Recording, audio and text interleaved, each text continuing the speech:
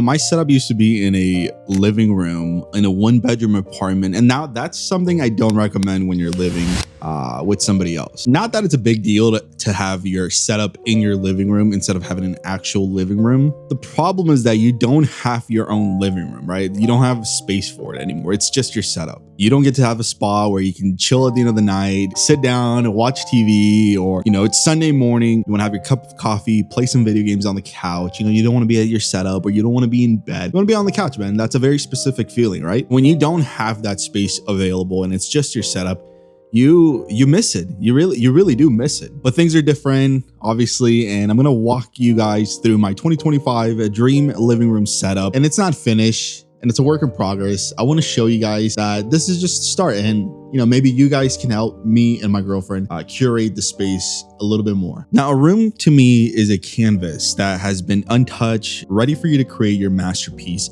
something that is unique to you and only you, or in my personal case, unique to myself and my girlfriend. And this is our canvas, a smaller than usual living room that, of course, is connected to the kitchen, and for the insane price that I pay in rent, not as big as it should be, but I digress. For I love my living room and all of the 5 small windows that surround it and do an incredible job at bringing light in, but also letting you peek into the mountain range of the Las Vegas Valley. I really think it's truly beautiful and just a special place. Moving is an experience like no other. It's honestly, it's just terrible, but creating something out of it, that's the fun part. And in this chaos, there's a vision, sort of a vision, kind of. When I first moved in, I had a few things like my TV stand from IKEA and the TV that I had yet to unbox. And of course, a few consoles and decorations as well. I didn't have a couch for the longest time, mostly because we were looking for the perfect one, but also couldn't afford it right away. But then I picked up the Xena modular couch. This is from Living Spaces. Now, we wanted something that was deep, comfortable, but also looked modern, and we picked this one. Though I regret our choice, mainly because we picked a white couch with this fabric that peels really easily and soaks up the dirt so easily. On top of that, having dogs and a white couch, it's just not the smartest pick. We also sort of got bamboozled by the sales rep at Living Spaces, but that's for a whole different story. Now, we had the hardest time finding a rug, and we have some of our lists. Rugs are really expensive, so we picked this one from Target for now to just fill in the space. It's definitely not something that we want long term, and are definitely looking for something to fill the space a lot better quality, better look, and I feel like the brown, it just ain't it. There's also an empty space for a coffee table, which we desperately need. And we've had our eyes on a few different options here, but we were looking at this Sorrento coffee table in burgundy gloss, which is just absolutely beautiful in its design, but also perfect for our space. Because our couch and TV setup is low, we need a coffee table that is low as well. It's a little pricey. Okay, maybe it's a lot more pricey at $1,000, but this is a bit of a dream coffee table, where this is a piece that will go with you to the next and next and next place, right? It's a beautiful, gorgeous piece. Interior icons, if you see this, let's do something together. Look, this space is very limited, so there isn't a lot we can do with it, but we did have this retro IKEA shelf that we picked up at a thrift store for $100. Now, typically these go for a lot more in the used market, as they've made a comeback, with IKEA actually now releasing a brand new, or re-releasing the shelf in February. Now, I've tried to pick it up at IKEA, but it says sold out. Hopefully it comes back in stock soon. Now, this space is mostly filled with Taylor's things, as I bought this for her. Now, she's got an assortment of some of her favorite things like books, bear bricks, and other things that she loves. It's not yet decorated, and it's still a bit messy and chaotic, but we're working on that, okay? So stay tuned for the final look of this shelf. Speaking of love, let's talk a little bit about the TV and gaming setup. I'm using 2 IKEA Besta TV units, and these are great. I actually have 2 more, and I just couldn't fit them in the space, unfortunately. So I have them in the garage, and I'm using them to store things like books, movies, records, and other random things, as well as the one up here. Before we talk about the setup, let's unbox this PlayStation 5 Slim that I picked up in December that I am finally unboxing.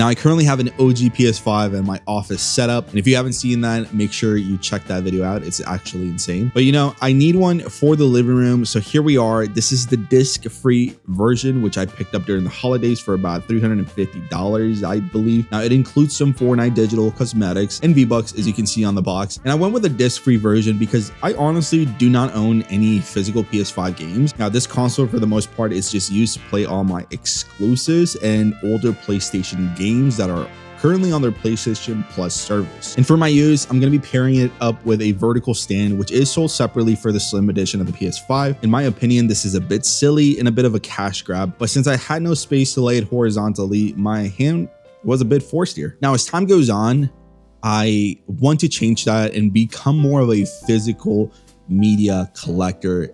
And if you're a bit like me, I think you understand why that is. These are weird times we live in, and I want to own my games. I want to own my movies. You know, I want to own what I pay for.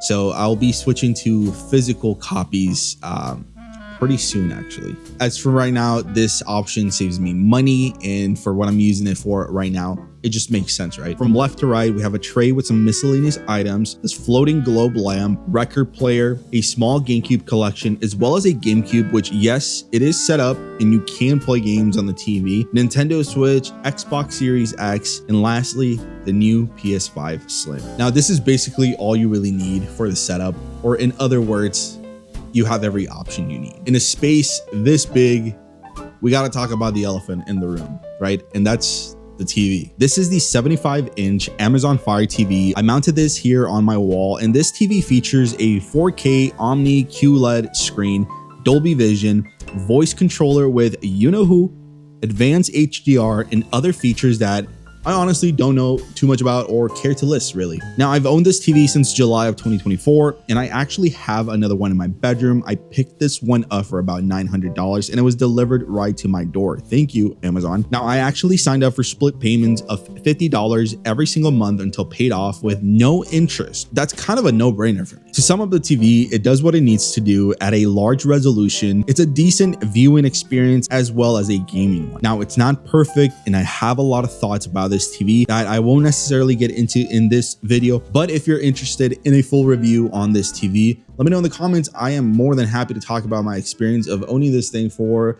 a little bit over a year now. Now, my living room is something that I treasure, not just for myself, but for my dogs who love spending time here, sleeping, getting cozy, letting the sun hit them right in their faces. They love that, you know? My girlfriend loves the living room and has been wanting this for so long. So I'm just happy she gets to have a space where she can hang out, get cozy, eat food, drink coffee, read her books. That makes me happy, right? And something that I always say in a lot of my videos is for you to put love and care into the space you surround yourself with. And I don't want you to compare yourself to me because this stuff is expensive. And even if you don't have a lot of money, try to create a space that you love being in, right? It doesn't, you don't need a super expensive couch or a big ass TV. You don't need that. Just make it cozy, make it you, keep it clean, and just love the space you're in, because that does so much for your mental health. It does so much for you on a day-to-day that